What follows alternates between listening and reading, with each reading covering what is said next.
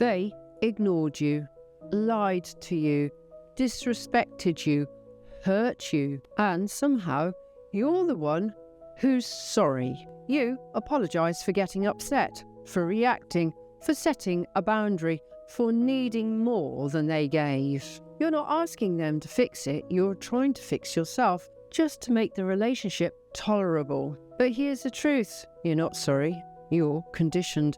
And it's time to unlearn the guilt they planted in you. So let's have a quick look at the psychological breakdown. Apologising for someone else's harm isn't kindness, it's trauma. It's what happens when you're taught that keeping the peace matters more than telling the truth. It's what happens when confrontation meant punishment, when speaking up got you shut down, when needing anything made you too much. So you became the one who smoothed it over. You silenced your truth to avoid losing love. You downplayed your needs to avoid being called difficult, or you shrink your pain to protect their feelings. That's not compassion, that's emotional captivity. And every time you apologise for their behaviour, you reinforce the idea that your pain is a problem. I'd like you to think of it like this, that it's like being hit and then saying, "I'm sorry, I bruised." You didn't throw the punch, but now you're covering the mark, explaining it away, telling others it wasn't that bad, it was just once, they didn't mean to. You became a PR team for your own abuser. You spin the story so it sounds more palatable, so you don't lose the person even if you're losing yourself. But here's the truth. Just because they didn't apologise doesn't mean you have to do it for them. So let's look at why you keep saying sorry. You say sorry because you were taught that emotional safety comes from being agreeable. You believe being low maintenance will make someone stay. You've been gaslit into thinking your reaction is the real problem, and you're scared they'll leave you if you speak your truth. You've internalised the idea that your pain is a burden. But here's the real truth. You're not dramatic. You're not too much. And you're not wrong. You're just numb. But you're just not numb anymore. And that's progress, not a problem. So let's look at some solutions on how to stop apologising for being hurt. Firstly, swap apologies for truth. The next time you want to say, "I'm sorry," stop. Try this instead. "I feel hurt. I need space. That didn't sit right with me. I'm allowed to feel upset." Apologising makes you the problem. Telling the truth makes them accountable.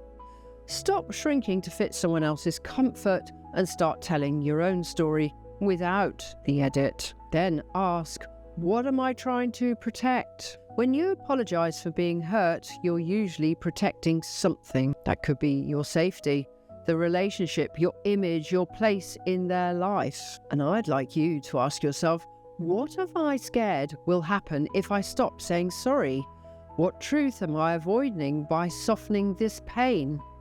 The answer will show you exactly where the healing needs to happen. Then, own your feelings without negotiating them. You don't need permission to be upset. You don't need to justify your reaction, and you don't need to prove your pain is real. Stop over-explaining, stop toning it down, stop asking someone who hurt you if it's okay to feel hurt. You are allowed to say, "I didn't deserve that," and leave it there. Then, name the gaslighting, even if it's subtle. Gaslighting doesn't always sound like "you're crazy." Sometimes it sounds like "you're being too sensitive," "I didn't mean it like that," or "you're taking it the wrong way." And then we get, "I can't deal with this right now." Over time, that warps your reality.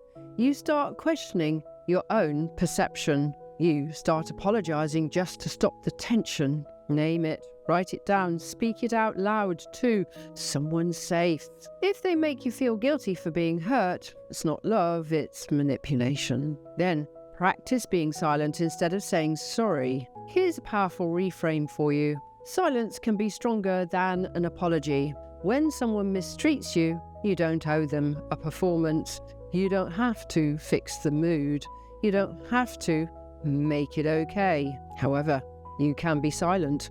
You can walk away, and you can sit in your truth and let them carry the discomfort for once. Because when silence is used properly, it's very effective.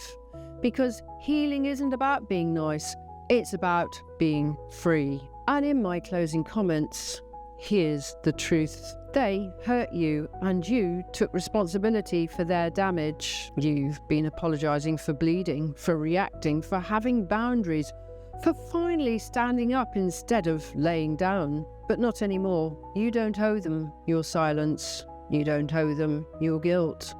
And you don't owe them a softer version of the truth, so they don't feel uncomfortable. You've done enough explaining, enough smoothing, enough shrinking. You're allowed to be angry, you are allowed to be hurt, and you're allowed to stop saying sorry for the storm they created.